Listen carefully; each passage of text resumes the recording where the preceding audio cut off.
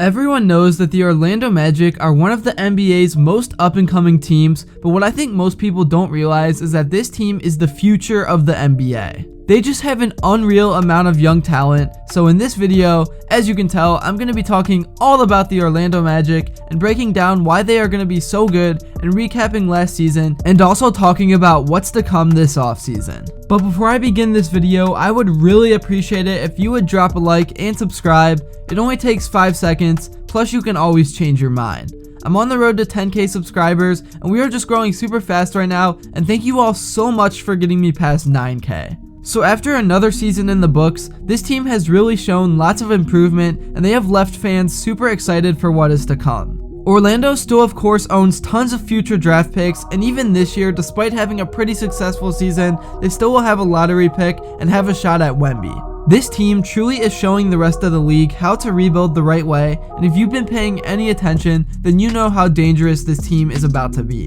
Starting off, to give a quick recap of last season, the Magic of course got 34 wins after starting out 5-21 and were led by Rookie of the Year Paolo Banchero, who is going to be a superstar in the near future. It's not often that we see rookies this complete that young in their career, and Paolo was putting up 20 points per game along with 7 rebounds and almost 4 assists while playing with a very inexperienced group of guys. Also, I gotta give a big shout out to Markelle Fultz because many people had given up on him, and he had a huge bounce back season, averaging 14, 4, and 6. There's actually a lot of people on this team that deserve a lot of credit, and I will do my best to get to everyone, but I truly do believe they are only 1 or 2 pieces away from being a real playoff threat and beyond. But on the other side of things, the front office needs to stay very focused this offseason because they most definitely don't want to get carried away and trade away young talent for win-now pieces, because rushing a rebuild never works and they really could screw up their future like my Cleveland Cavaliers did with Donovan Mitchell. I think that over the years, we have seen that it is just best to build and develop from scratch because we have seen so many super teams fail miserably over and over again. Also, another reason you don't want to trade assets away for win-now players is because you can get yourself stuck in the play-in tournament where you are not good enough to win a title, but you're also not bad enough to get a high draft pick, and that honestly is the worst spot you can be in as an NBA franchise. But also at the same time, I do think this team should bring in a few veterans to help mentor the young players, but like I said,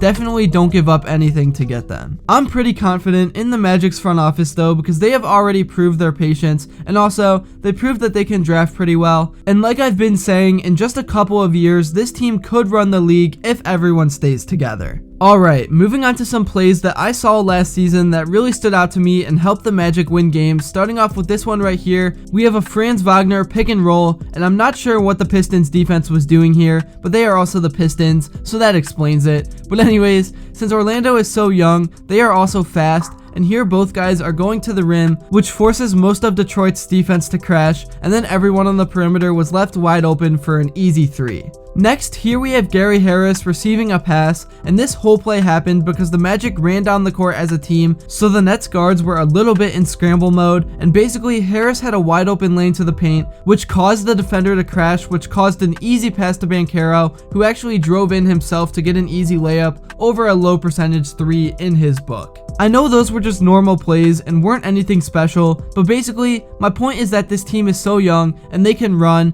and often they put defenses in scramble mode. Alright, now getting into a defensive play, here we have Mikal Bridges with the ball, and the Magic threw a 1-second double team with Gary Harris, forcing Bridges to spin back the other way. And the nice thing for Orlando is that overall they have a pretty big sized team, so they are able to switch and double whenever they want to, because as you can see in this play specifically, Paolo Banchero was over on the other side of the court, and if he helped, then Fultz would have to quickly slide over, and then Wagner could pick up for Fultz. So yeah, the Magic just have a very young and exciting team, and like I said, they started off 5-21 with tons of injuries, so really, getting 34 wins is quite impressive, and honestly, I think the 5-win start was for the best of this franchise, because now of course they have better odds at Wemby, and man, if this team gets him, it's over for the rest of the league. Even though I think the front office needs to keep most of this team together, they definitely do need to address some of the shooting woes, because the Magic only ranked 26th in offensive rating and shot below 35% from beyond the arc as a team.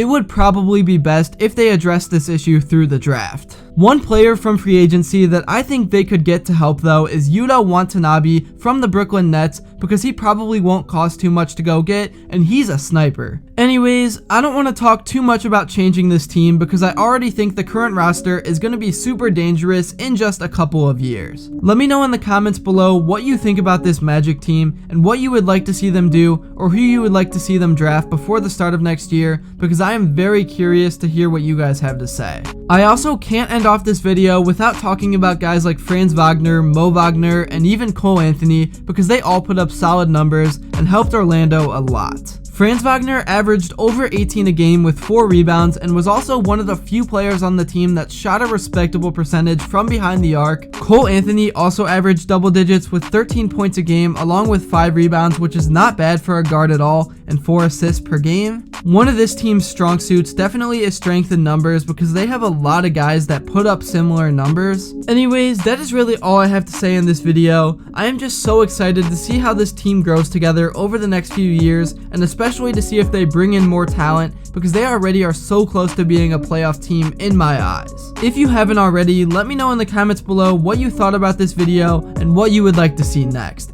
I just can't believe we are already coming up on the end of the season, and these NBA playoffs have been so entertaining to watch. Anyways, thank you all so much again for watching. Make sure to like and subscribe if you enjoyed, and make sure to stay tuned for more videos in the future, and until next time, I'll see you all later.